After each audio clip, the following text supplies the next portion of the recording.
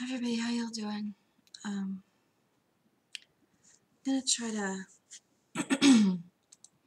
answer this question just real quickly. I don't know how much I'm gonna be able to really do of this, and if my administrators want me to stop, though, they're just gonna need to. I have to give them my password because I kind of don't know. Yeah, you know the drill. Okay. So over on the other channel, this question began this way. All right.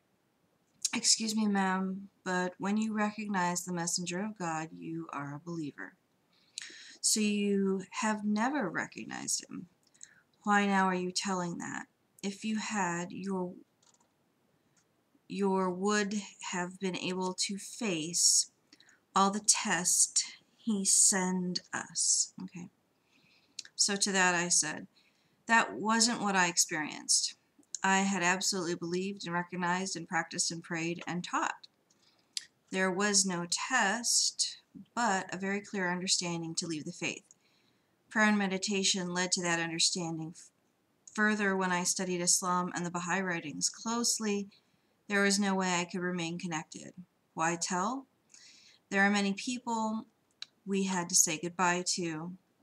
For anyone questioning the faith, it's rare to find a person who leaves the faith voluntarily and without a vendetta. Peace. Okay, so then these three came through, and I'm not sure which ones you want me to approve, but I might just probably approve them all. I'm not sure in which order that they came, but it's kind of odd to try to see. Okay, so let's see if it's this way. I am sorry, I did not get what you meant. You should start researching by yourself. God has manifested again. There is a new messenger, and you know it. I am sorry, I did not get what you meant. In my opinion, you would recognize Moses because he is prophet of God. Then you recognize Christ when you hear his teachings on the mountain, no matter what people say to you. Then you recognize Muhammad no matter what people say. He's a messenger of God too. I'm sorry, I did not get what you meant. In my opinion, you would recognize Moses because he is prophet of God. Then you recognize Christ when you hear his teachings on the mountain, no matter what people say to you. Then you recognize Muhammad no matter what people say. He is a messenger of God too. What exactly happened to you? What about those beautiful prayers? Who is the example to guide you? People or who? Okay, so there's just so much, I don't even know where to start. I mean, when you talk about that lineage, as progressive revelation, that's quite a straight line, and that's definitely not how I experienced what you're describing. Okay. Recognizing Moses, I don't know why I would say yeah, but no, but yeah, but that's how I feel about it. And I'm not sure how I can even describe that, but of all of them, I'd say probably the most, yeah. Then, when you say Christ, teaching on the mountain, I really, until I was Christian, I passed over Christ quite a lot, even as a Baha'i. I mean, I used the language because that's what was there. I definitely didn't have an understanding of the original definitions that were being ascribed to the same words, so I didn't see how they were really kind of, what's the thing I'm trying to say?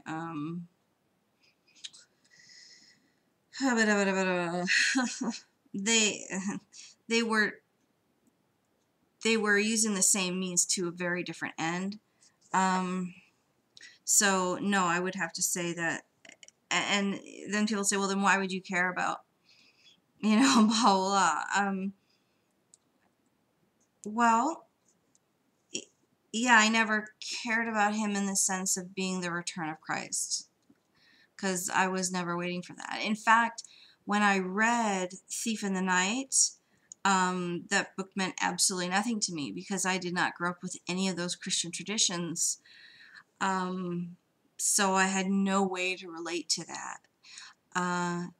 In an odd way, I was more comfortable reading the Quran because I guess maybe because it's Semitic or something, so it's more familiar. Even the language, when it's, you know, in English that I can read, it still sounds more familiar. The ideas in many ways are still more familiar. So that's, and I remember the first summer that I read it twice. I was working with some people who are Afghanistani, and that was the first time that I read it, twice actually, in that one summer. And yet I've still never read the Bible cover to cover, and I don't know if I ever will really, but I think it's odd that that's the thing that I've read.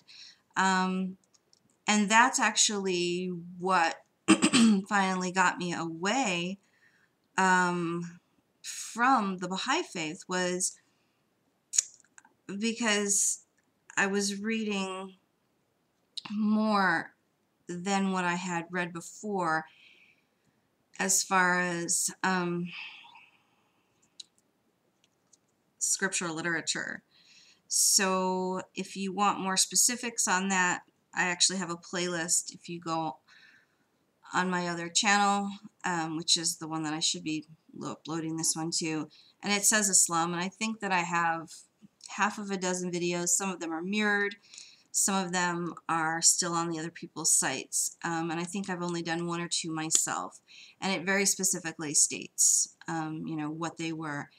And then I think that I privatized. There's one other one that shows two books that I read, but I think that I have another video that says it too, so it shouldn't be too hard to find to show you what I'm talking about. Okay. What about those beautiful prayers? Yeah, what about them? I mean, I can read prayers from anywhere and find them moving. I mean, I can read prayers from Rumi and find them moving. I can read prayers from Madame Blavatsky and find them moving. I can, you know, and I remember even a rabbi who would always say 3 different prayers together, and he would challenge us to try to distinguish which was the Jewish, which was the Muslim prayer, and which was the English, which was the Christian one, because they're so, you know, interwoven, connected. You know, I can read Sikh prayers and love them. I can, you know, yeah, there's a lot of beautiful poetry, but that doesn't mean the same thing to me anymore. There are still some that will come to mind quite a lot just because I said them for so long. You know, I mean, I did them for so many years. Ones that I made songs to, and they mean something different to me now, and I don't usually use them in any kind of way devotionally, but they still will, you know, bring a smile to me. So beautiful prayers can be beautiful prayers and not have a divine origin, but they can be a divine devotion, I suppose, or inspiration, or I don't know, whatever you want to call it. So that's where that stays. Who is the example to guide you? Well, it's a cop-out. I don't even know if that term is a good thing to say. It, it's like I don't want to even say that Christ is, but because I couldn't even think I could possibly exemplify. So that's the only reason that I'm not to say that, you know, but just as a complete idea and ideal, yeah, that's what I would say is definitely. Um, so as far as people, there are people whom I admire, sure. Were you saying religiously now? Who do I like follow or something? Um, there are people, like I say, there's people who I enjoy. There's I don't know. There's as many people though that whose words I read, you know, like I don't know. I don't know if I want to go and start listing people and then leave someone out. Um, and then there's even some who I've gotten to watch on YouTube. Um, and then yeah, there are some certain friends of mine definitely who still inspire me, but it doesn't have to mean even that they're the same faith as I am for me to be inspired by somebody. You know, they could even be a person who has no affiliated faith at all. So yeah, I I'm kind of surprised in a certain sort of a way that I've read this, but from you, but at the same time, I've read some similar, and I hope I've answered well enough for you that it makes sense more to you. I don't know, or um, yeah, okay. I think that it's been a while since I've made a video, so I hope I'm speaking coherently. Um, so I hope that that does well by you, and I thank you for asking, and I thank you even more so for watching, and I hope maybe I could answer something else if you did want to know, and I do wish you bright blessings of peace on your heart.